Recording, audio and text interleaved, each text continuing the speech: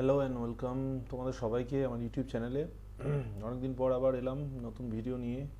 তো তোমরা অলরেডি অনেকেই হয়তো জানো যে পাবলিক সার্ভিস কমিশন যে ফুড এসআই এক্সাম যে নোটিফিকেশন দিয়েছিল তার ফাইনাল এক্সামের ডেট ঘোষণা করেছে এবছরেরই মার্চ মাসে। যাই হোক, তো খুবই একটা রিলিফের একটা খবর। অনেক দিন ধরে অ্যাসপিরেন্টরা মুখিয়েছিল এক্সামগুলো দেওয়ার জন্য। অলরেডি ফুড এসআই ছাড়াও ক্লার্কশিপ আছে, মিসলেনিয়াস, এগুলো তো অলরেডি ফর্ম ফিল আপ হয়ে গেছে প্রায়। তো এগুলোরও এক্সাম আশা করি 2024-এর মধ্যে হবে। আশা হয়তো ভোটের আগে হলে আরও ভালো হয় আমাদের।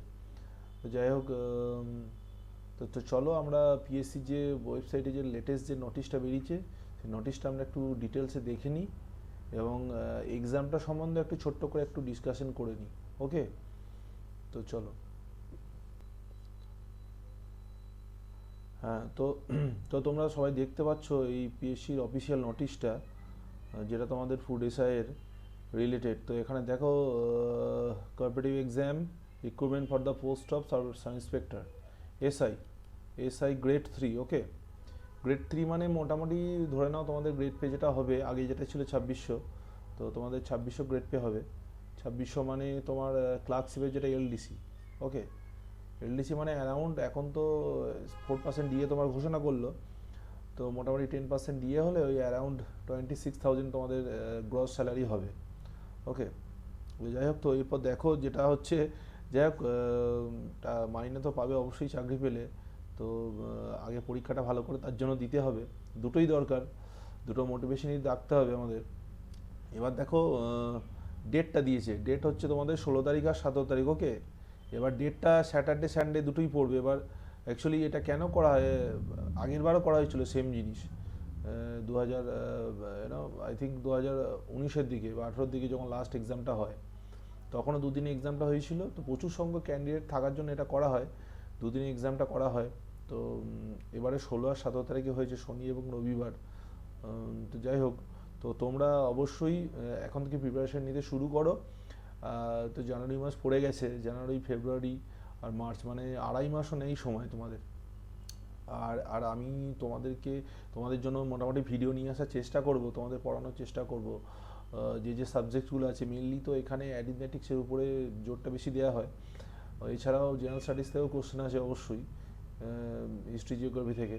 তো যাই হোক, যারা যারা ভিডিওটা দেখছো প্রথমবার, অনেকেই হয়তো সিলেবাসটা ডিটেলসে জানো না বা অনেকে পড়া শুরু করোনি, তারা এবার হয়তো বই খোঁজাখুঁজি শুরু করছো, গাইড বুক কলেজ স্ট্রিটে দৌড়াচ্ছ বা অনলাইনে দেখছো নতুন কি বইপত্র আছে না আছে। তো তোমাদেরকে একটু আমি জাস্ট ছোট করে সিলেবাসটা একটু বলে দিই, কেমন কি পরীক্ষা হবে, কি স্ট্রাকচার, কেমন করে কি সিলেকশন হবে। ওকে, তো চলো আমরা একটু দেখে নিই পুরো ব্যাপারটা। ওকে, তো তোমাদের এখানে তাহলে দেখো, তোমাদের যে পিএসসি ফুড এসআই যে এক্সামটা হবে, ওকে, এটা এটা কিন্তু গ্রেড 3, গ্রেড 3, এবং তোমাদের যেটা গ্রেড পে হবে 2600 গ্রেড পে। ওকে, এবার 2600 গ্রেড পে হলে কত স্যালারি হবে সেটা রোপাটা খুললেই পুরো বলে দেওয়া যাবে তোমাদের, কোন পে লেভেলে বা কোন পে লেভেলে তোমাদের আছে স্যালারিটা। আর কোন তোমার কী বলে যেন ওটাকে, সেল, রাইট, কোন সেলে আর কোন পে লেভেলে আছে। তো সেল তোমাদের তো অবশ্যই 1 হবে, সেল 1 আর কোন পে লেভেল, তো এবার সেটা ক্যালকুলেট করলেই তোমাদের গ্রস স্যালারিটা বেরিয়ে যাবে। ওকে, যাই হোক, সেটা বাদ দাও। তো এখন যেটা হচ্ছে তোমাদের এক্সাম যেটা হবে, টোটাল ফুল মার্কস যেটা হবে সেটা হচ্ছে তোমাদের 100 মার্কসের। ওকে, 100 মার্কসের, এবং কোশ্চেনও থাকবে 100টা, মানে প্রত্যেকটা ইচ কোশ্চেনের মার্কস হবে 1 নম্বর করে, ইচ কোশ্চেন 1 মার্ক। ওকে, আচ্ছা, এবার এর মধ্যে কি কি আসবে, এর মধ্যে দুটো পার্ট আছে মেনলি। একটা হচ্ছে অ্যারিথমেটিক, অ্যারিথমেটিক মানে যেটাকে আমাদের বাংলায় কি বলে, পাটিগণিত। মানে তোমরা মোটামুটি ধরে নিতে পারো এটা 9-10 লেভেলই দেবে অঙ্ক যেটা দেয়, বা তোমরা আর 5টা যে এক্সাম দিচ্ছ, ক্লার্কশিপ বা মিসলেনিয়াস, তো এখানে মোটামুটি যে ম্যাথসগুলো আছে সেই লেভেলেরই ম্যাথস থাকবে। কিন্তু এখানে মজাটা অন্য জায়গায়, খেলটা অন্য জায়গায়। এখানে তো অঙ্ক পারলে হবে না, তোমাকে আর অনেকগুলো ফ্যাক্টর মাথায় রাখতে হবে। টাইম তোমাকে ফ্যাক্টর মাথায় রাখতে হবে, তুমি কতগুলো অ্যান্সার করে আসছো, তোমার অ্যাকুরেসি লেভেলটা কি। ওকে, প্লাস এখানে নেগেটিভ মার্কিংও কিন্তু আছে। আর আরেকটা পার্ট যেটা আছে সেটা হচ্ছে জেনারেল স্টাডিজ। ওকে, জেনারেল স্টাডিজ। এবার এই জেনারেল স্টাডিজ কথাটা, জিনিসটা একটা বিশাল ব্রড একটা পার্ট। এর মধ্যে অনেকগুলো সাবজেক্ট ঢুকে আছে। ওকে, এবার কোন সাবজেক্টে গুরুত্ব বেশি দেবে, কোনটায় কম দেবে, এটা সত্যি তোমাকে খুব সাবধানতার সাথে এই জিনিসগুলো করতে হবে। এবং সেক্ষেত্রে তোমাকে প্রিভিয়াস ইয়ার কোশ্চেন দেখতে হবে যে কোন সাবজেক্ট থেকে কোশ্চেন বেশি দিয়েছে। এই জেনারেল স্টাডিজের মধ্যে তোমাদের আছে, দেখো হিস্ট্রি আছে। এবার হিস্ট্রি বলতে তোমাদের অ্যানসিয়েন্ট, মেডিয়েভাল এবং মডার্ন তিনটেই আছে। হিস্ট্রি ছাড়াও তোমাদের আছে জিওগ্রাফি। হিস্ট্রি ছাড়া আছে তোমাদের জিওগ্রাফি আছে। জিওগ্রাফির মধ্যে অবশ্যই তোমাদের ওয়েস্ট বেঙ্গল জিওগ্রাফিটাও দেখতে হবে, ওয়েস্ট বেঙ্গলের পার্টটাও দেখতে হবে। এছাড়াও আছে তোমাদের যেটা হচ্ছে স্ট্যাটিক জিকে, স্ট্যাটিক জিকে।